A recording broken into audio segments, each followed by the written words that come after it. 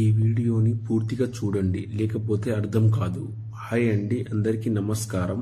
మరుగుమందు ఎలా తయారు చేస్తారో, అసలు ఈ మరుగుమందు నిజమా కాదా, దీనివల్ల ఉపయోగాలు ఏంటి, ఈ వీడియోలో తెలుసుకుందామండి. ఈ మరుగుమందు అనేది మన పూర్వకాలం నుంచే ఉన్నది.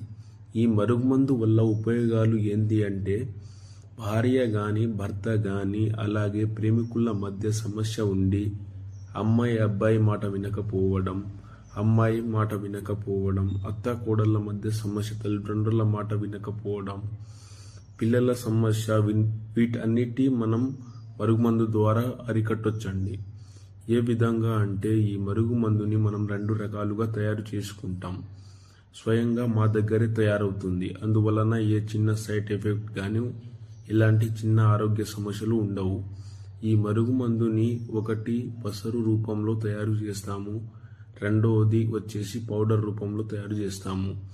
ఈ పసరు రూపంలో తయారు చేసే మరుగుమందు నీ చెప్పులకి, బట్టలకి, తలకి, శరీర భాగాలకు అంటించవచ్చు. ఇది రాయటం వలన ఎంతటి కఠినమైన మనుషులైనా సరే మన మాట వినేలాగా ఉంటారు. అదేవిధంగా పౌడర్ రూపంలో తయారు చేసిన మరుగుమందు మనం తినే తాగే పదార్థంలో పెట్టవచ్చు. Chicken, mutton, juice, tiffin, cool drinks ఏదైనా సరే మనం తినే తాగే పదార్థంలో పెట్టవచ్చు అండి. 3 రోజుల నుండి 5 రోజుల్లో మనకు రిజల్ట్ అనేది ఉంటుంది. థ్యాంక్ యూ అండి, మన వీడియోను చూసినందుకు థ్యాంక్స్.